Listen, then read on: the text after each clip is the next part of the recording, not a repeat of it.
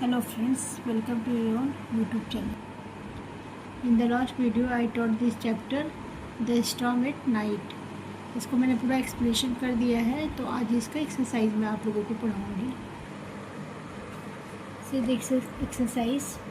Underline the adverbs in this sentence. Write T for time और P for place. तो adverb जानते हैं ना, जो नाउन प्रोनाउन और एडजेक्टिव पढ़ते ना, जैसे ही इज़ ब्यूटीफुल. ठीक है, तो ब्यूटीफुल क्या हो गया? ही तो हो गया आपका प्रोनाउन, इज हो गया वर्ब, और ब्यूटीफुल हो गया एडजेक्टिव. लेकिन ही इज़ वेरी ब्यूटीफुल तो उसमें एडवर्ब हो गया, वो बहुत सुंदर है. सुंदर था अब तक, तो वेरी क्या हो गया? एडवर्ब हो गया.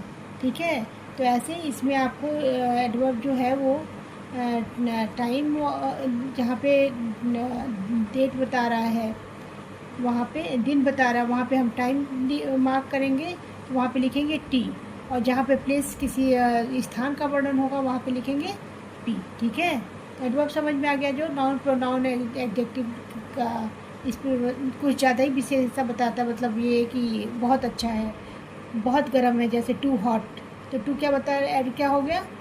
हॉट तो हो गया एडजेक्टिव, और टू क्या हो गया? TOO, टू क्या हो गया? एडवर्ब. ठीक है, तो इसमें आपको टाइम के लिए अगर टाइम बता रहा है, जैसे टुडे, टुमारो, यस्टरडे, जनवरी, तो आपको टी लिखना होगा.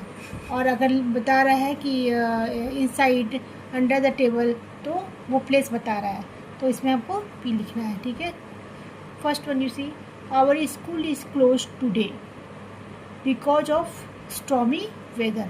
आज हमारा स्कूल बंद हो गया. क्यों? क्योंकि तूफ़ानी मौसम दिखा रहा था कि बारिश आ सकती है, तूफ़ान आ सकता है. तो टुडे आज बता रहा है, समय बता रहा है ना. टुडे तो टाइम बता रहा है, क्या लिखेंगे? टी. एडवर्ब टुडे हो गया, और टाइम बता रहा है, डे बता रहा है, तो टी लिखेंगे. सेकेंड देखिए, we play inside the house on hot summer afternoon. तो क्या कह रहा है कि इनसाइड, घर के अंदर बहुत ज़्यादा गर्मी है, दोपहर है, गर्मी का दोपहर है, तो इसलिए हम लोग घर के अंदर खेल रहे हैं. कहाँ खेल रहे हैं? तो प्लेस बता रहा है ना, इनसाइड.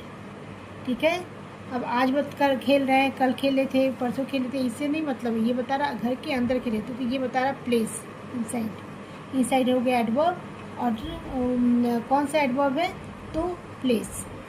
ठीक है, P. Third, he saw many tadpole below in the water. वो टैडपोल मेढक टाइप का ही होता है, जो मतलब आपको वुड पे ऐसे चिपका होता है, एकदम वुड कलर का होता है. और मेढक तो ज़्यादा फुदकते हैं ना, और वो जहाँ चिपक जाता है फिर निकलता नहीं है, जैसे लगता है कि उसी में डेड हो गया है, लेकिन वो जीवित ही होता है. तो वो उनके कहाँ है? बिलो, पानी के अंदर है. टैडपोल कहाँ है? पानी के अंदर. तो ये भी प्लेस बता रहा है, तो लिखेंगे पी. बिलो क्या हो गया? एडवर्ब, और जगह बता रहा है, तो पी लिखेंगे. फोर्थ देखिए, she will meet us early at the mall. तब देखिए, वो हम लोगों से मिली थी अर्ली, बहुत जल्दी ही मॉल में मिली थी. ठीक है, तो यहाँ पे अर्ली आपका हो गया एडवर्ब. एडवर्ब कौन सा वर्ड है? अर्ली. और अर्ली क्या होता है? जल्दी. टाइम बता रहा है, जगह टाइम बता रहा है ना. जल्दी मिल गई थी, लेट मिली थी. अगर लेट होता तो भी हम लिखते एडवर्ब को, मार्क करते लेट को एडवर्ब, और टी लिखते हैं. और अर्ली है तो भी टी लिखेंगे. ठीक है. 5 देखिए, वी लुक्ड एवरीवेयर. हम लोग चारों तरफ देखे, but could not find the key. लेकिन हम लोगों को चाबी की, मीन्स चाबी नहीं मिली. तो चारों तरफ देखना मतलब इस स्थान को ही देख रहे हैं ना. टाइम तो बता नहीं रहा है कि टुडे, टुमारो, या जनवरी, फरवरी, जो भी है. तो यहाँ पे हम एवरीवेयर को एडवर्ब के रूप में मार्क करेंगे, और लिखेंगे पी, प्लेस के लिए. 6, we stayed there for a month. हम वहाँ पे रुके थे. देयर, वहाँ पे, किसी जगह पे, किसी स्थान पे, कोई पिकनिक स्पॉट हो या हिल स्टेशन हो, तो देयर प्लेस के लिए आया है. ठीक है, और देयर एडवर्ब का काम कर रहा है यहाँ पे. ठीक है, तो हमें देयर को मार्क कर अंडरलाइन करेंगे, और लिखेंगे पी फॉर प्लेस ना. 7 देखिए, I snow last night and did not even know. तो लास्ट नाइट, पिछली रात को मैं it is not last night and we did not even know. Last night मतलब रात में, कल रात में हुआ था। तो ये भी आपका क्या बता रहा है, टाइम बता रहा है, ठीक है, प्लेस नहीं बता रहा है। स्नो लास्ट नाइट जो बर्फ़ गिरा था और बहुत तेज़ मतलब गिरा था, लेकिन हम लोग सो रहे थे इसलिए जान नहीं पाए। तो लास्ट नाइट को हम एडवर्ब के लिए रूप में मार्क करेंगे, अंडरलाइन करेंगे और टी लिखेंगे। टाइम बता रहा ना हल्का। 8 देखिए, teacher says we can start the test now.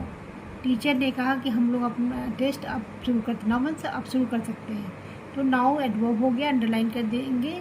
और क्या बता रहा, अब टाइम बता रहा है, प्लेस नहीं टाइम, तो लिखेंगे टी, टाइम के लिए टी, ठीक है। This exercise, choose the correct sound word to complete the sentence. देखिए यहाँ पे दोनों का मीनिंग, जैसे मान लीजिए चिल्लाना और बोलना या चिल्लाना, दोनों का मीनिंग, ग्रोंड का भी मतलब चिल्लाना ही होगा, साउटिंग तेज आवाज़, और स्पेल्ट का मीनिंग भी होगा। लेकिन कौन सा इस सेंटेंस में सूटेबल होगा, इसको हमको सेलेक्ट करके लिखना है, ठीक है। तो जैसे आप क्लास्ड, क्लैटर्ड, क्लास्ड भी दो चीज़ें एक साथ आके टकरा जाएंगी, तो क्लैश कर गई तब भी तो आवाज़ होगा ना। क्लैटर्ड, जब कोई दो चीज़ें खनकती हैं तो उसको क्लैटर्ड करते हैं। तो इन दोनों का मीनिंग सेम ही सेम है, लेकिन कौन सा इसमें सेंटेंस में सूटेबल रहेगा वो हमको टिक करना है, ठीक है। तो प्रणव स्क्वेल ग्रोन, एक सेलेक्ट करना है, Pranav and run away when he saw lizard, ठीक है। तो प्रणव जो है वो स्क्वेल्ड अवे, ग्रोन मीन्स चिल्ला, ग्रोन मीन्स क्या होता है कि तो ये कहिए जैसे लायन होता है तो ग्रोन खूब तेज से आवाज़ गुर्राना निकालता है। लेकिन यहाँ पे क्या है कि बच्चा जो भी आदमी है वो स्क्वेल्ड कर रहा है, चिल्ला रहा है, किसको देख के, लिजर्ड को। जब लिजर्ड देखता है तो खूब तेज से वो चिल्लाता है और भागता है, ठीक है। जैसे आप लोग के सामने कोई छिपकली आ जाए, कोई मंकी आ जाए सडनली, तो चिल्लाते ना बच्चे, तो वैसे वो स्क्वेल्ड करता है। और कोई जानवर ग्रोन करता है, चिल्लाता है, तो उसको ग्रोनेट कहते हैं, ठीक है। सेकेंड देखिए, the dish is clashed clattered. Clashed और क्लैटर्ड दोनों का मतलब आवाज़ ही होगा, लेकिन डिश मतलब डिश बहुत है, जैसे बर्तन, कटोरी चम्मच जिसको कह सकते हैं, भगोना कह सकते हैं, थाली कह सकते हैं। ऑन द किचन सेल्फ, जो डिशेज, जो किचन के बर्तन थे वो रखते समय या रख रहे थे तो बहुत तेज आवाज़ आ रही थी। तो कौन सी आवाज़ आ रही थी, क्लैश्ड होने की नहीं आ रही थी, क्लैटर्ड, बजने की आवाज़ आ रही थी, क्लैटर्ड हो रहा था, ठीक है। तो यहाँ पे सेकेंड में क्या होगा, क्लैटर्ड।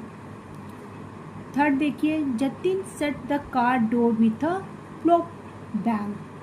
प्लॉप मीन्स हल्के से होता है, ठीक है, इसकी आवाज़ बाहर नहीं आएगी, वो भी आवाज़ करेगा लेकिन बहुत हल्का होगा, हल्की चीज़ का। लेकिन बैंग, निकलते दरवाज़ा खूब तेज से पुश करते ना बंद होने के लिए। तो Jatin set the car door with a bang when he got off, जब वो निकल के बाहर आया उसने दरवाजे को बंद किया तो बैंग, बहुत तेज से किसी चीज़ के बंद होने की आवाज़ आई या आवाज़ आया। The teacher schooled the student because they were, teacher ने, स्कूल मीन्स डांटना, टीचर ने बच्चों को डांटा क्योंकि रिपिंग जिपिंग, ठीक है, रिपिंग और जिपिंग। तो रिपिंग मतलब होता है फाड़ना, क्योंकि बच्चे जो थे seat of the paper from the note pad, क्योंकि बच्चे अपने नोट पैड से सीट पेज निकाल रहे थे, फाड़ रहे थे, जो देख के टीचर बहुत तेज बच्चों को डांटी। जिपिंग मीन्स होता है भी फाड़ना, लेकिन यहाँ पे जिपिंग मतलब कपड़े फाड़ना या कोई चीज़ केयर करना, और रिपिंग मतलब स्पेशली पेज निकालना या हल्की चीज़ों को किसी चीज़ से अलग करना, ठीक है। तो यहाँ पे होगा फोर्थ में रिपिंग। फिफ्थ देखिए, Jiya's mobile phone started clicking pipping. Clicking जैसे क्लिक करते हैं हल्के हल्के हाथ से, आना जाना ऐसे, और पिपिंग मीन्स बजना होता है, ठीक है, किसी चीज़ का बजना।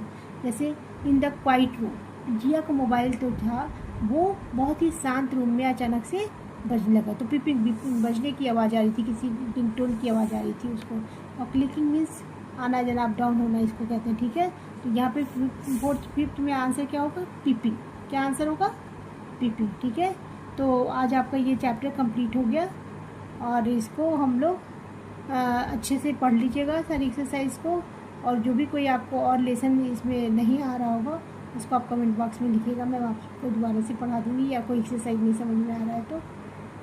Thank you, have a wonderful day.